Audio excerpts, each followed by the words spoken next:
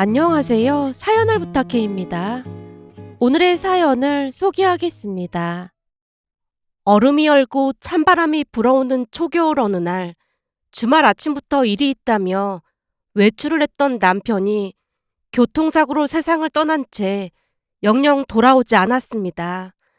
남편의 소식을 듣고 너무 놀라서 심장이 멎는 듯 했고, 큰아들과 며느리가 먼저 와서 제 옆을 지켰는데요. 큰아들이 이해할 수 없다는 듯 물었습니다. 엄마, 평일도 아니고 주말 아침 일찍 어디를 가시다가 그런 거예요? 자기야, 지금 그게 중요한 게 아니잖아. 제가 넋을 놓고 있었기에 며느리가 아들을 말렸는데요. 아들도 큰 충격으로 인해 제정신이 아닌 듯 해 보였어요.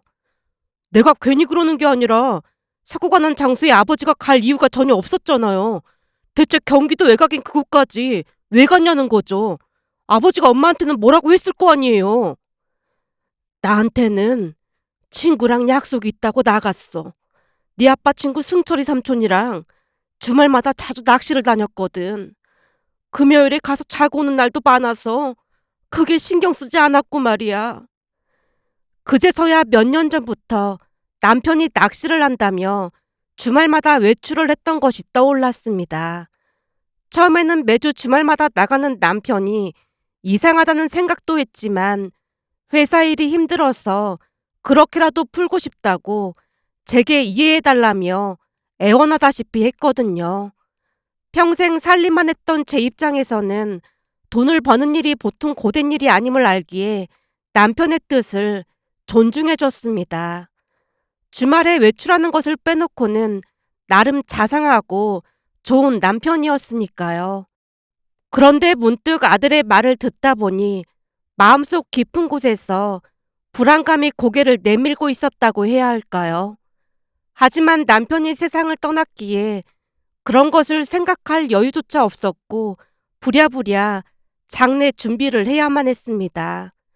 남편의 부고 소식을 알리자 가장 먼저 달려온 사람은 남편 친구인 승철 씨였습니다. 승철 씨는 영정사진 앞에서 한동안 목 놓아 울었고 잠시 후 저를 향해 다급한 목소리로 물었어요. 재수 씨, 이게 다 무슨 일입니까? 오늘 아침 그이가 승철 씨랑 낚시 간다고 나갔어요. 저야말로 어떻게 된 일인지 묻고 싶었어요. 저랑 낚시를요? 예, 승철 씨랑 낚시 간다고 아침 일찍 나갔어요. 그런 얘기는 금시초문인걸요? 그제서야 무엇인가가 잘못되었다는 것을 느꼈던 것인지 승철 씨 눈동자가 심하게 흔들리고 있었는데요. 곧 승철 씨가 고개를 떨군 채 눈물만 흘렸습니다.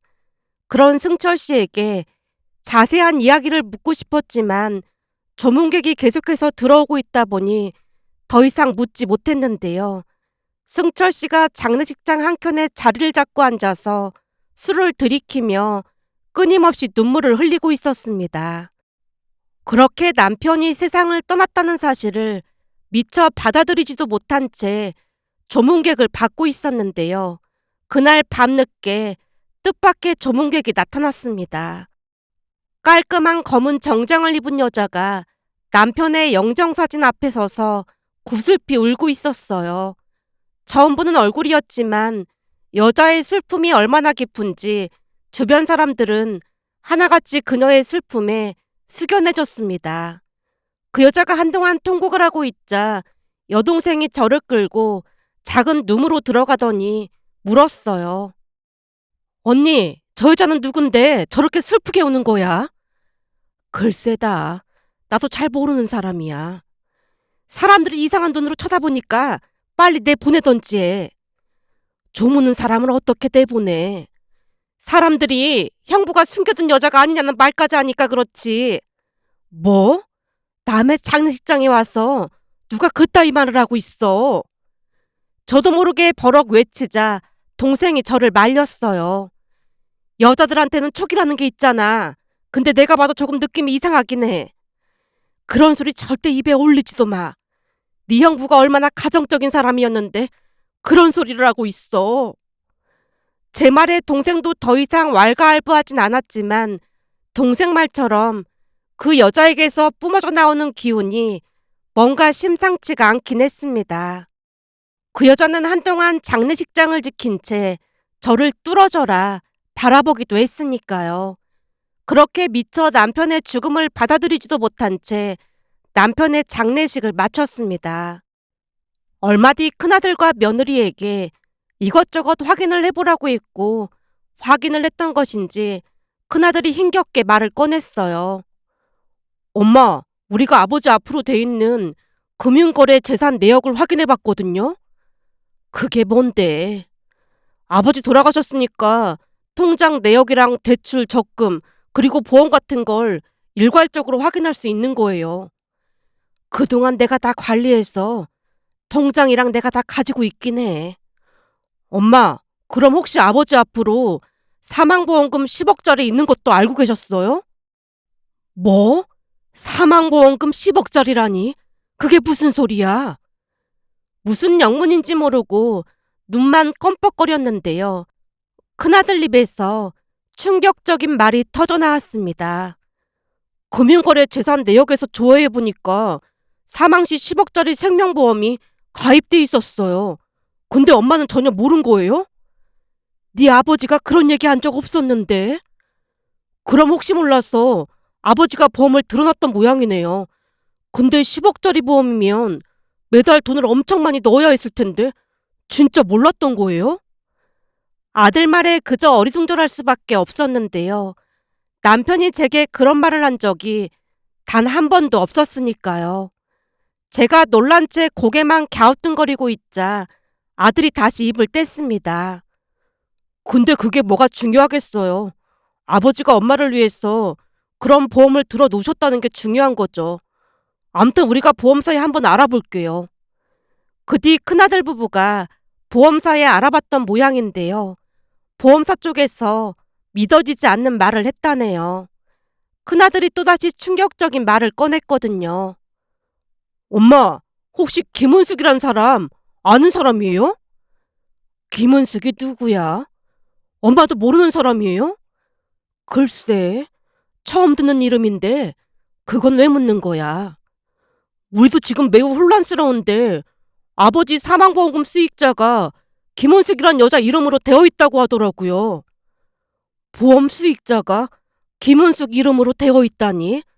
그럼 뭐가 어떻게 되는 건데? 보험사 말로는 이럴 경우 사망보험금 10억을 전부 김은숙이란 사람이 가져가게 된다고 하더라고요. 뭐? 그게 무슨 말도 안 되는 소리야? 엄마, 진짜로 김은숙이 누군지 모르는 거예요? 글쎄 모르는 사람이라니까. 혹시 보험사에서 돈 안 주려고 거짓말하는 거 아닐까? 우리가 가서 직접 확인까지 해봤는걸요. 수익자가 김은숙이란 사람으로 되어 있긴 했어요. 그래서 우리 둘이 얘기를 해봤는데 아버지 장례식장에서 통곡하던 그 처음 보던 여자 있었잖아요. 그 여자가 문득 스쳐 지나가더라고요. 그래서 부의금 들어온 걸 보니까 김은숙이란 사람이 있긴 했어요. 아들이 부의금 명단까지 가지고 와서 제게 보여줬는데요. 아들 말대로 정말로 부의금 명단에 김은숙이란 이름이 적혀 있었습니다. 그러니까 구슬프게 울던 그 여자가 김은숙인 것 같다? 아직 확실하진 않은데 그런 것 같다는 생각이 들어요. 그래서 말인데 승철이 삼촌한테 한번 물어보는 게 어떨까요? 승철 씨한테 뭘 물어봐? 제가 아들 며느리를 뚫어져라 바라봤는데요. 며느리는 안절부절 못하고 있었고 아들이 눈치만 살피다가 입을 뗐습니다. 엄마, 이건 그냥 우리 추측일 뿐인데 혹시 아버지한테 다른 여자가 있었던 게 아닐까요? 뭐? 그러니까 네 아버지가 바람을 피웠다는 말이야? 다른 사람도 아니고 네 아버지는 절대 그럴 리 없다. 저도 그렇게 믿고 싶긴 한데 지금 상황이 조금 이상하긴 하잖아요. 혹시 모르는 일이니까 승철이 삼촌한테 한번 물어보세요. 엄마가 물어보기 불편하면 제가 물어볼까요? 지금 아버지 사망보험금이 다른 여자한테 가게 생겼는데 우리도 무슨 일인지 알아는 봐야 할 것 같아서 그래요. 큰아들 말이 틀린 말은 아니었기에 제가 어쩔 수 없이 고개를 끄덕였고 다음날 승철 씨를 만나서 물었습니다. 승철 씨, 갑자기 찾아와서 이런 말하기 좀 그렇긴 하지만 묻는 말에 사실대로 말해줬으면 좋겠어요. 혹시 무슨 일이 있는 거예요? 그게 큰애가 남편 금융거래 내역인가 뭔가를 확인해봤다는데 남편이 10억짜리 사망보험을 들어놨던 모양이에요. 예? 10억짜리 사망보험을요? 예, 저도 어찌나 놀랐는지 몰라요. 근데도 기가 막힌 것이 보험금 수익자가 아내인 제가 아니라 김은숙이란 여자로 되어 있다는 거예요. 보험금 수익자가 김은숙이란 여자로 되어 있다니요? 승철 씨 얼굴에 순간 긴장의 빛이 감돌았습니다. 그 모습을 놓치지 않고 제가 물었어요. 승철 씨는 뭔가를 알고 있는 거죠? 아, 그게 이걸 어떻게 말해야 할지 모르겠네요. 승철 씨, 지금에 와서 그 사람과의 의리를 따져서 뭐 하겠어요. 사실 따지고 보면 승철 씨랑 저랑 알고 지낸 시간도 무시 못하잖아요. 그냥 사실대로 다 말해주세요. 제가 애원하듯 승철 씨를 바라보자 승철 씨가 앞에 놓인 커피를 벌컥벌컥 들이키더니 땅이 꺼져라 한숨을 내쉬었습니다. 그런 승철 씨를 향해 단도직입적으로 물었어요. 그이한테 여자가 있었던 거죠? 그러니까 상간녀 이름이 김은숙인 거죠? 저기 재수 씨, 오해나지 말고 들어주세요. 사실 윤성이한테 여자가 있다는 건 얼핏 알고 있었습니다.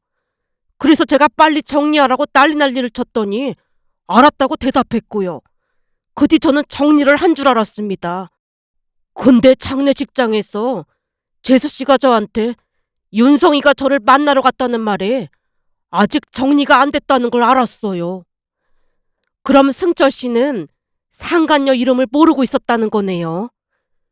예, 사실 저도 윤성이한테 너무 실망하기도 했고 재수 씨한테 미안한 마음도 들어서 윤성이와 연락 안 하고 지냈습니다. 승철 씨가 고개를 떨군 채 몇 번이나 사과를 했는데요. 그날 승철 씨는 거짓말을 하는 것 같아 보이지 않았습니다. 승철 씨 잘못이 아니었기에 오히려 미안한 마음마저 들었거든요. 결국 큰아들 부부와 함께 김은숙이란 여자의 정체를 파헤치기 시작했는데요. 남편의 숨겨진 내연녀라는 사실이 확실해졌을 무렵 다시 한번 충격으로 몸이 굳어버렸어요. 그동안 집안에서 자상한 가장 그리고 착한 남편인 척했던 사람이 이중 생활을 하고 있었다는 것이 도무지 믿어지지 않았으니까요. 그런데 얼마 뒤 김은숙이란 여자가 먼저 연락을 해온 게 아니겠어요. 김은숙은 이미 제 전화번호와 집 주소까지 알고 있었고 집 근처로 찾아오겠다고 당당하게 말했기에 저도 며느리에게 급히 전화를 했어요. 예, 김은숙이 나를 찾아온다고 연락이 왔지 뭐니. 그 여자한테 직접 연락이 왔단 말이에요? 그 여자가 어머님 전화번호는 어떻게 알고 전화를 한 거예요? 말도 마라. 이미 내 전화번호랑 우리 집 주소까지 다 알고 있지 뭐니. 상간녀는 그렇다 치더라도 네 시아버지란 인간이 나한테 어쩜 이럴 수가 있다니. 어머님, 그래서 그 여자가 언제 온다고 했어요? 다짜고짜 전화를 해서는 1시간 정도 걸린다고 기다리라고 통보를 하지 뭐니. 진짜 뻔뻔한 여자네요. 안 되겠어요. 저도 지금 건너갈게요. 그래, 고맙다. 목소리를 들어보니 김은숙이란 여자는 만만한 상대가 아닌 게 확실해 보였기에 며느리와 함께 그 상간녀를 만나기로 했습니다. 잠시 후 상간녀가 집 앞 카페로 왔다는 말에 곧장 카페로 들어갔는데요. 상간녀가 당당하게 인사를 건네는 게 아니겠어요? 저는 그쪽 남편, 그러니까 윤성 씨와 5년 동안이나 만났습니다. 한마디로 우리는 결혼만 안 했다 뿐이지 사실혼 관계였어요. 상간녀 주제에 참 뻔뻔하네요. 그쪽은 성격이 불같은 며느리. 이름이 이현서 씨 맞지? 방금도 말했듯이 그이랑 5년을 만나다 보니까 그쪽 집안 얘기는 내가 다 알고 있지. 둘째 아들은 아직 결혼 안 했고 첫째만 결혼했는데 며느리 성격이 여장부 같다고 하더니만 역시 그 말이 맞았네. 상간녀 주제에 남의 집 집안 얘기는 입에 올리지 마시죠. 며느리가 김은숙을 향해 쏘아붙였지만 상간녀는 여전히 당당한 모습이었고 말투는 차가웠습니다. 나도 길게 말 섞고 싶지 않으니까 본론만 말할 테니까 잘 들어요. 듣자니까 그 사람 사망보험금을 욕심내고 있는 것 같던데 보험사에서 이미 말했겠지만 그 보험금 수익자는 나 김은숙이니까 꿈도 꾸지 마. 난 당신들하고 한 푼도 나눌 생각 없으니까. 김은숙이 무섭게 얼굴을 구기며 우리에게 큰 소리를 쳤습니다. 며느리 또한 한치의 양보도 없었어요. 상간녀 주제에 어디서 우리 어머님께 큰 소리야? 첫 주제에 어디서 반말이냐고. 그리고 우리 어머님이 조강지처인데 보험금은 당연히 우리 어머님이 받는 게 맞는 거지. 며느리가 김은숙을 향해 소리쳤지만 김은숙이 비웃음을 가득 담은 눈으로 우리를 째려보다가 입을 뗐어요. 그이한테 듣기로 아들 며느리가 좋은 대학을 나왔다고 들었는데 이제 보니 공부만 잘했지 무식하기 짝이었구만. 수익자가 나 김은숙으로 지정되어 있는데 니들이 보험금을 어떻게 받아? 수익자가 나로 되어 있는 이상 니들이 받을 방법은 없으니까 꿈도 꾸지 마.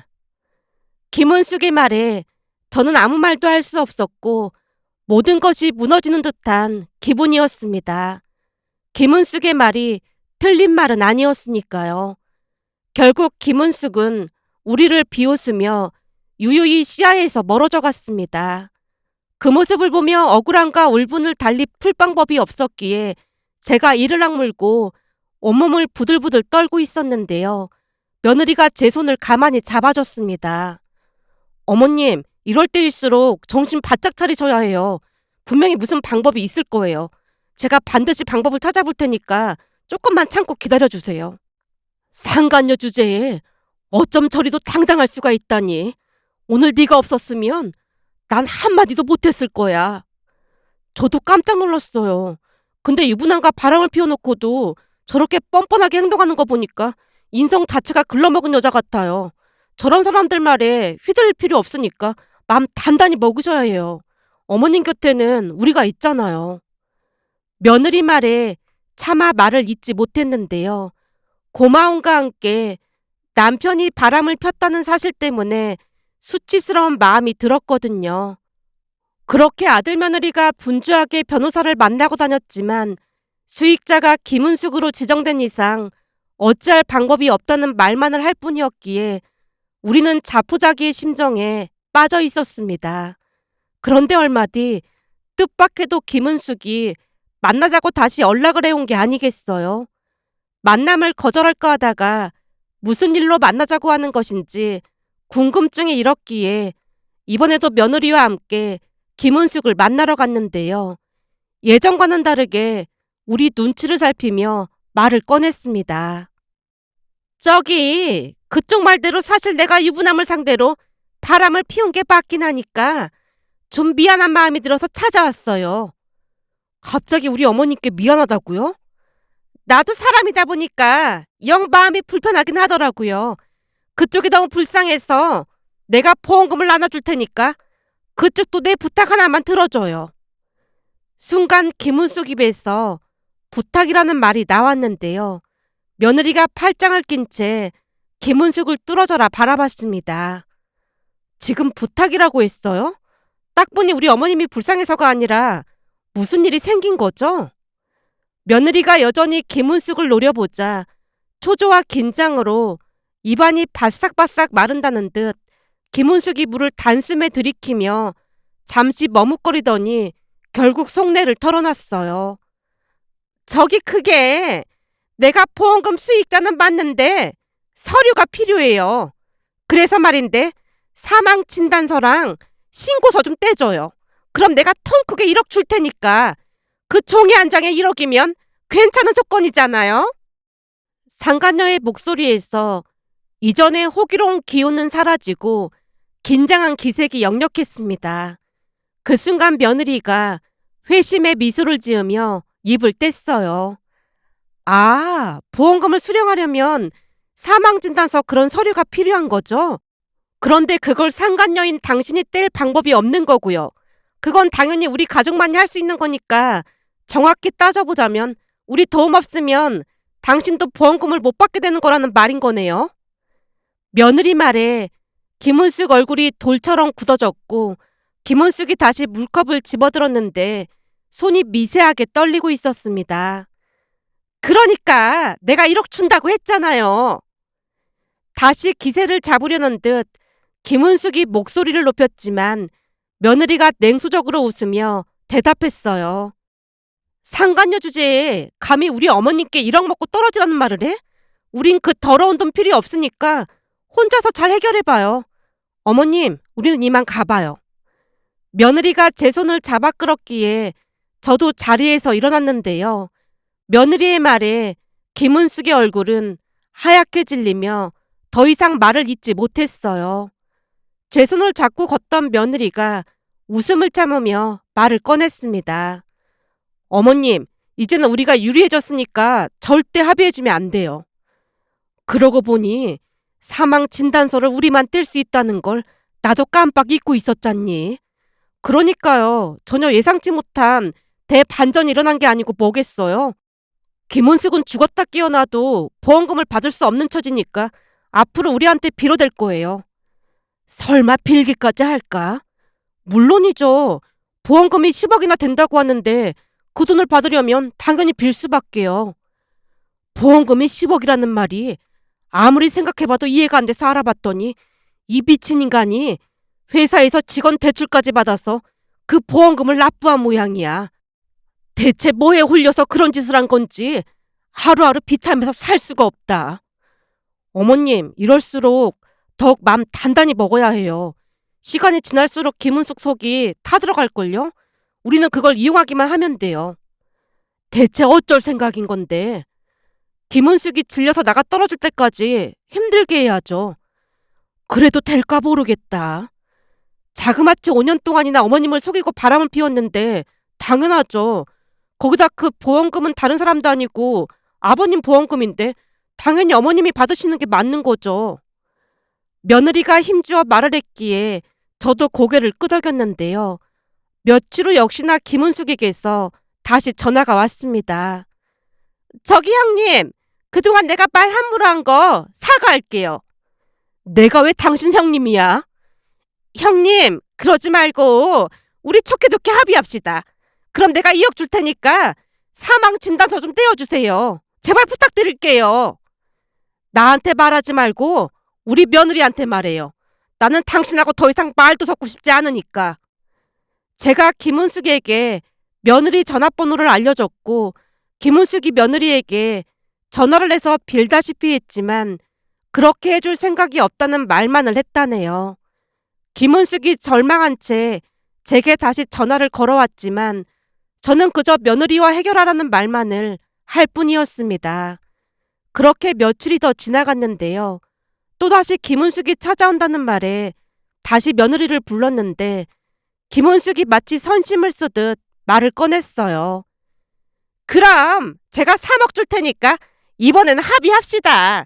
사실 그동안 제 돈으로 보험금을 넣기도 했다 보니까 3억이면 제 입장에서는 엄청 손해보는 장사나 마찬가지입니다. 하지만 김은숙의 말에 며느리는 꿈쩍도 하지 않았어요. 지금 돌아가신 분 보험금을 가지고 장사라고 했어요?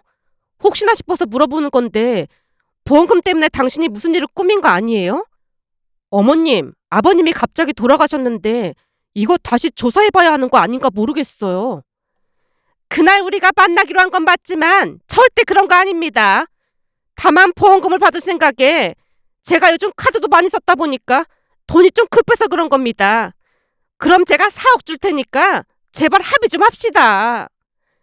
김은숙이 간절하게 부탁했지만 역시나 며느리는 꿈쩍도 하지 않았습니다. 시간이 지날수록 마음이 급해진 김은숙이 점점 금액을 높여갔는데요. 5억에서 6억, 또다시 6억에서 7억으로 높였지만 며느리는 여전히 요지부동이었습니다. 결국 김은숙이 잔뜩 성난 표정으로 따져 물었어요. 그럼 대체 얼마를 원하는 겁니까? 9억이요. 우리가 9억, 당신이 1억으로 한다고 같이 변호사 사무실 가서 합의서 작성하면 그 서류 떼줄게요. 그리고 우리 어머님께 무릎 꿇고 사과하세요. 그거 아니면 절대 그 서류 못 떼줍니다. 우리는 그 돈 없는 셈 치면 그만이거든요. 뭐? 9억? 날강도도 아니고 뭔 말도 안 되는 소리를 하고 있어. 나는 절대 그렇게 못해. 김원숙이 자리를 박차고 일어났는데요. 며느리가 조용히 중얼거렸습니다. 우리도 당신 같은 상간녀랑 상대하기 싫으니까 마음대로 하던지요. 며느리 말에 김원숙이 잡아먹을 듯 며느리를 바라봤지만 며느리는 그저 여유만만해 보일 뿐이었습니다. 아마도 김은숙은 며느리의 요구가 터무니없다고 생각했겠지만 시간이 지날수록 점점 상황이 악화되고 있다는 것을 깨달았던 것 같았어요. 한 달이 지나갈 무렵 김은숙이 다시 연락을 해왔거든요. 한 달 만에 김은숙을 다시 만났을 때 그녀의 얼굴은 반쪽이 되어 있었고 눈빛은 이미 절망으로 가득 차 있었습니다. 보험사에서 서류가 없으면 방법이 없다고 하니까 그냥 합의합시다. 그럼 우리 어머님이 9억이고 그쪽이 1억을 받겠다는 말인 거죠? 저기 그렇긴 한데 혹시 2억만이라도 주면 안 될까요? 그동안 내가 돈을 쓴 게 있다 보니까 꼭 필요해서 그래요. 부탁드릴게요. 김원숙이 간절하게 말했지만 며느리가 단박에 거절했습니다. 아니요. 그 조건이 아니면 우리는 합의할 생각 없습니다. 그럼 우리는 그만 일어나겠습니다. 알겠어요. 그럼 그냥 1억만 주세요. 당연히 그렇게 나와야죠.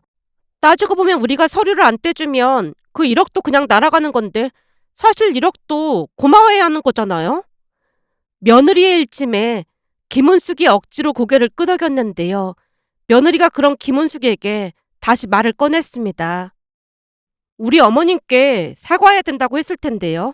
우리 어머님을 기만하고 무려 5년 동안이나 바람을 피웠으니까 진심으로 사과하세요. 김은숙이 돌처럼 굳은 얼굴로 제 앞에 무릎까지 꿇고 사과를 했습니다. 그 뒤 우리는 변호사를 통해 합의서를 작성했고 저는 9억을 받게 되었습니다. 하지만 합의서 작성이 끝난 후 궁금했던 것들을 김은숙에게 물었어요. 내내 궁금했던 게 있는데 대체 이런 보험은 왜 들었던 거요? 김은숙이 잠시 망설이다가 대답했습니다. 사실은 내가 신년마다 점을 보러 다니는데 그 보살이 하는 말이 그 사람 명줄이 짧다는 말을 하는 겁니다. 이미 자포자기한 모습으로 김은숙이 그날 있었던 이야기를 자세히 해줬는데요. 김은숙 말에 의하면 친구와 함께 점을 보고 집으로 돌아가던 중 김은숙이 친구에게 말을 했다네요. 난 어쩜 지지리도 복이 없는지 모르겠다. 첫 남편이 일찍 세상 떠나서 재혼했지만 애 못 낳는다고 이혼당하질 않나. 겨우 괜찮은 남자를 만난 줄 알았더니 유부남인 것도 기가 막힐 노릇인데 거기다 명이 짧다는 말을 하는 거 보니까 그만 헤어져야겠어. 지금 아내랑 이혼하라고 해도 절대로 못한다고 하는데 명줄까지 짧다는 남자를 계속 만날 이유가 없잖아. 그러게 말이야. 넌 어쩜 만나는 사람마다 하나같이 그런지 모르겠다. 근데 그 보살님이 기가 막히게 잘 맞춘다고 하잖아. 그러니까 명줄이 짧은 게 맞긴 할 거야. 다음에는 유부남 말고 좀 괜찮은 남자로 잘 알아봐야겠어. 내가 자식 있는 것도 아니고 이러다가 독거노인밖에 더 되겠어. 그러기 전에 얼른 다른 남자 찾아봐야지. 김은숙이 땅이 꺼져라 한숨을 내쉬고 있자 친구라는 사람이 한술 더 떠서 기가 막힌 말을 꺼냈다네요. 은수가 지금 막 기가 막힌 생각이 떠올랐는데 말이야. 네 말처럼 너한테 든든한 남편이 있는 것도 아니고 그렇다고 자식 있는 것도 아닌데 노후 준비를 미리미리 해야 할 거 아니야. 그러니까 내가 명줄 짧은 저 인간이랑 헤어지고 다른 남자 물색해본다고 했잖아. 그게 아니라 잘 생각해봐라. 몇 년 전에도 내가 아는 사람한테도 보살님이 남편 명줄이 짧다고 했는데 진짜로 몇 년 못 살고 세상을 떠났거든. 그러니까 이번 기회에 기회만 잘 살린다면 네 인생이 활짝 필 수도 있다는 말인 거지. 뜬금없이 그게 무슨 말이야. 김원숙이 어리둥절한 표정으로 친구라는 사람을 바라봤다는데요. 친구가 주변을 두리번거리더니 조용히 속삭였다네요. 지금부터 내 말 잘 들어봐. 지금 만나는 그 인간 명줄이 짧다고 했으면 얼마 못 산다는 얘기잖아. 그러니까 그 인간 이름으로 네가 사망보험금을 들어놓는 거지. 뭐? 사망보험금을? 그래. 사망보험금 말이야. 한 10억짜리 보험을 들어놓고 수익자를 너로 지정하는 거야. 얘는 나한테 돈이 어딨다고 매달 그런 큰 보험료를 내가 어떻게 내겠어? 네가 이러니까 맨날 그 모양 그 꼴로 사는 거 아니겠어? 누가 너보고 돈 전부를 내라고 했어? 그 인간을 잘 꼬셔야 할 거 아니야. 꼬시다니. 그 인간이 너한테 푹 빠져서 절대 못 헤어진다고 매달렸다며. 그러니까 그 인간한테 나도 뭔가 안전장치 하나쯤은 있어야 하지 않겠냐고 하면서 보험을 들자고 하는 거지. 그 인간이 퍽도 튼다고 하겠다. 들어도 보험금은 그 인간 가족한테 갈 거 아니야. 수익자를 네 이름으로 하면 네가 100% 가질 수 있다니까. 그게 정말이야? 내가 법적으로 아내가 아닌데도 그게 가능하단 말이야? 글쎄 가능하다니까. 그러니까 그 윤성인가 그 인간 꼬셔서 보험 들자고 해. 그럼 안 헤어지고 평생 옆에서 지금처럼 살겠다고 살살 꼬시라 그 말이야. 그러면서 너도 보험을 같이 들겠다고 하면서 만약 네가 잘못되면 그 인간이 받을 수 있도록 수익자를 그 인간으로 하겠다고 하는 거지. 그래놓고는 한두 달 있다가 네 보험만 해약하면 그만이잖아. 진짜네. 그런 기가 막힌 방법이 있었구나. 근데 만약에 그 보살인가는 사람 말이 틀리면 어떡하지? 인생 자체가 도박의 연속이라는 말도 있잖아. 그치만 거기에 한번 걸어볼만 하지 않겠어? 나 같으면 한번 거기에 베팅해보겠다. 그러다가 5년 안에 잘못 안 되면 보험 해약하자고 하면 되는 거지. 지금 너한테 푹 빠져있다 보니까 눈에 콩깍지가 씌어서 들어줄 것 같은데. 그 친구의 말에 현혹이 된 채 그 모든 계획을 세웠다고 했습니다. 그리고 정말 그런 운명이었던 것인지 그 인간이 사고로 세상을 떠나버렸고요. 김은숙의 이야기를 듣는 내내 소름마저 끼쳤기에 등골이 오싹해졌지만 김은숙은 그다지 죄책감도 느끼지 못하는 듯 해보였습니다. 근데 그 사망 진단서랑 신고서를 내가 못 된다는 사실을 미처 몰랐잖아요. 그 바람에 그 친구랑 대판하고 지금은 영 끊어버렸다니까요. 10억이면 더 이상 남자 물색하지 않아도 되는 돈인데 1억밖에 못 받았으니까 다른 사람을 물색해봐야겠네요. 암튼 형님은 내 덕분에 부자가 돼서 좋겠습니다. 그리고 남편복은 없지만 똑똑한 자식들이 있어서 참 좋겠어요. 더 이상 말해봐야 돈을 더 줄 것 같지도 않으니까 나는 이만 가볼 테니 내 은혜 절대 잊지나 말아요. 김은숙이 시야에서 멀어지자 며느리 또한 소름이 끼친다는 표정으로 입을 뗐어요. 이래서 귀신보다 사람이 더 무섭다는 말이 있나 보네요.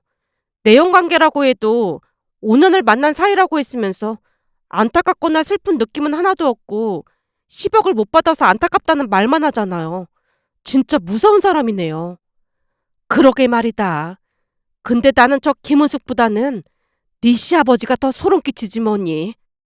너한테 이런 말하기 좀 그렇지만 그동안 나한테 그렇게나 잘하면서 무려 5년 동안이나 바람을 피우고 다녔다는 말에 네 시아버지야말로 진짜 무서운 사람이란 생각이 든다니까.